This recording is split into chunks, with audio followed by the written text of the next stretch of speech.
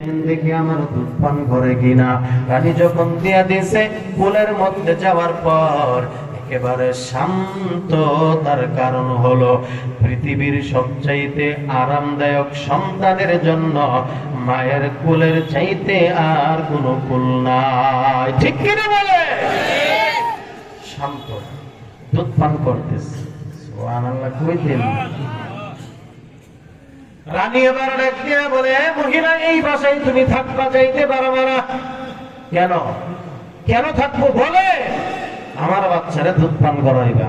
অসম্ভব, ইম্পসিবল। আমার বাড়িতে আমার আরেকটা সন্তান আছে, দুধ পান করানো লাগে। আপনার ঠেকা পড়লে এই বাচ্চাটাকে আমার বাড়িতে পাঠায় দেন, আমি দুধ পান করায় মেদ শেষ হলে আপনার এখানে দিয়ে যাবো। এবার নিরুপায় কি করবে? ঠিক আছে, যাও নিয়ে যাও, দেখে শুনে রাখবা, কিন্তু মেয়াদ শেষ হলে আমার কাছে দিয়ে যাবে। আল্লাহ কি কইছিল? নিরাপদের সাথে তোমার কোলে ফিরাই দিব। দিছিনি? সুবহানাল্লাহ কইবেন না? ধরেন দুধ পান করাইছে, মেয়াদ শেষ, কথা অনুযায়ী নিয়ে গেছে রাজ দরবারে। আমি শেষ করে দিচ্ছি 1 মিনিট। আপনি তো কষ্ট হচ্ছে তো? জি, 11:10 বাজে। আপনারা আর 20 মিনিট থাকবেন ইনশাআল্লাহ? সবাই আছেন? বলেন কতক্ষণ আছেন? এটা কোরআনের মহব্বতে বলবেন, আমি ওয়াজ করি আর না করি। 12টা পর্যন্ত আছেন? একটা তা আপনারা সমাধান করেন, পরে বয়ান হবে। আলহামদুলিল্লাহ বলেন। কোরআনের মহব্বতে দ্বীনের বয়ান যেখানেই পাবেন সেখানেই শুনবেন। পারলে যতক্ষণ হবে ততক্ষণ শুনবেন, কারণ 4 ঘন্টা 5 ঘন্টায় প্রতিদিন চলে সময় দেওয়া হয়। আজকে 2 ঘন্টা সময় অসুবিধা হবে? বলেন ইনশাআল্লাহ। বলেন আমি ভয়নি করুন না, অল্প সময় করুন, তবে আপনারা যে মহব্বত দেখাইছেন আল্লাহ আপনাদেরকে দ্বীনের জন্য কবুল করুক। বলেন আমিন। যদি আপনারা থাকেন তাহলে লম্বা করব। রাজি ইনশাআল্লাহ? রাজি ইনশাআল্লাহ? কারা কারা রাজি না হাত তোলেন। ওয়াজে হতায় আজাম না করে। জুসের সাথে হুশ থাকা চাই, এটাই বাঙালির মূল সমস্যা। কথা বল না কেন? হ্যাঁ, আপনি রাজনৈতিক ক্ষেত্রে বলেন আর যেখানেই বলেন, আমরা হুশ বেশি কিন্তু আমাদের জুস বেশি, কিন্তু আমরা হুশে রাখতে পারি না। কথা বলেন ঠিক কিনা? এখানেই আমাদের বিপদ। এই জন্য জুস কি সাথ হুশ রাখনা চাই। আল্লাহ আমাদেরকে কবুল করুক। বলেন আমিন। আছি তো আমরা? আমি আছি ইনশাআল্লাহ। আছেন আপনারা? দিকে কারা কারা? হাত উঠে চিল্লায় বলেন আল্লাহু আকবার। এটা কোনো আওয়াজ না, প্রথম দিনের আওয়াজ রাইখা দিচ্ছেন দ্বিতীয় দিনের জন্য না। এত চালাকি করেন, বাঁচবেন গ্যারান্টি কি? তবে আল্লাহ হায়াত দারাজ করুক। বলেন আল্লাহু আকবার। হাত নামা। আমি কষ্ট দিছি না? কষ্ট দিছি? এই যে মুস্কি হাসছেন, এটা আল্লাহর জন্য মহাব্বত হয়েছে। কথা বলেন না কেন? আল্লাহ আমাদের কবুল করুক। করুন আমিন। মেদ শেষ করার পরে রাজ দরবারে নিয়ে গেছে। এই শুনেন না মজার কথা, রাজ দরবারে নেওয়ার পরে এখন আচ্ছা আপনারা বলেন তো দেখি, 2 বছরের 2.5 বছরের বাচ্চা হাত নাড়া পা নাড়া মিটমিট করে হাসে, ভালো লাগে? ভালো লাগে? হ্যাঁ ভালো লাগে। বিদায় ফেরাও না, এসে কয় আচ্ছা দেও, তোমার ভালো পুত্র জানতে, আমারও তো ভালো পুত্র, আমার কোলে একটু দেও না। কিন্তু ফেরাউন কোলে নিছে ঠিকই, কোলে ঠিকই নিছে। আচ্ছা কোলে নিলে বাচ্চাদেরকে যেমনই থাক, যাই লাগুক, একটা আদর করতে চাই কিনা?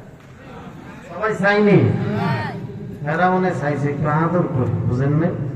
কিন্তু নবী তো তার এই ফেরাউনের আদর নিবে না। কথা বল না কেন?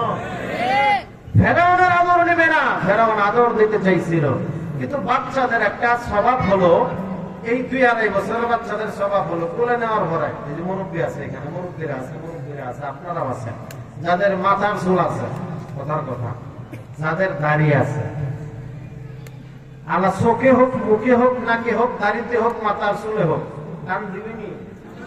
কথা কয় না। ব্যথাও পায়, কিন্তু বাচ্চার মহাব্বতে কিছুই বলে না। কথা বল না কেন? কিন্তু যাদের দাড়ি নেই তাদের টান দিবে। যাদের নাই দরকার আসেনি? হ্যাঁ দরকার আছে, এই জন্য একটা মজার 1/2 মিনিটের কথা কই।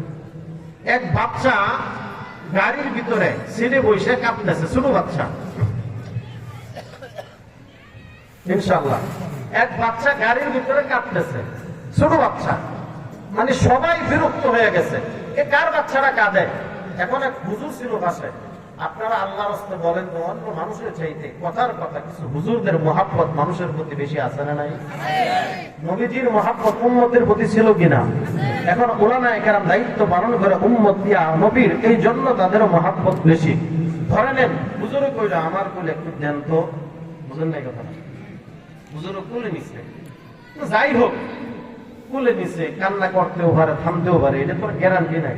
তো হুজুর কতক্ষণ রাইখা, আরেক লোক ছিল মেজাজ গরম হয়ে গেছে, কই জানেননি হুজুর দেখা, কিছু লোক আছে না হুজুর দেখলে মেজাজ গরম, হ্যাঁ আছে রে ভাই, সব জায়গায় আছে। এখন ওই লোক ক্লিন শেপ, বুঝেন নাই কথাটা, একদম ক্লিন শেপ, প্যান্ট শার্ট পরা, আর ওই লোকের মেজাজ গরম, হুজুরে কোলে নিছে, তেও কান্না থামে না, কথা আমার কাছে। এখন ওই লোক কোলে নিছে, ভদ্রলোক কোলে নেওয়ার পরে সাথে সাথে বাচ্চার কান্না থেমে গেছে।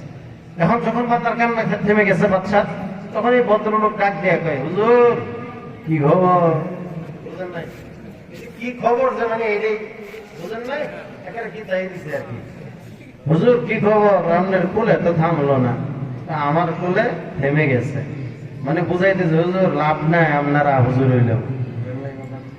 এখন হুজুরে কয় কি হয়েছে, বলে কান্না তো থামছে, আমার কোলে আপনার কোলে থামে নাই, বলে আমার কোলে থামবে কেমনে, আমার তো দাড়ি মারি আছে, আপনারা তো মা মনে করছে, আমার কোলে দাড়ি নেই,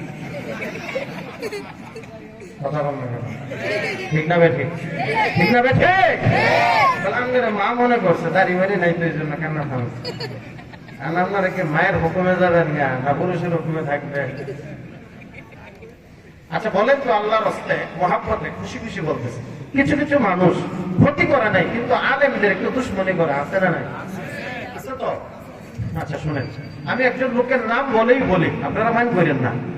আপনার এই এলাকার মানুষ উলামায়ে কেরাম যারা আছেন, সিলেটের একজন হুজুর আছে, আমাদের মুফাসসিরে কুরআন, মুরব্বী, আমাদের এক কথা যাদেরকে নিয়ে আমরা গর্ব করি, তেমনই একজন আল্লামা নুরুল ইসলাম অলিপুরি সাহেব হুজুর, চিনছেন আপনারা?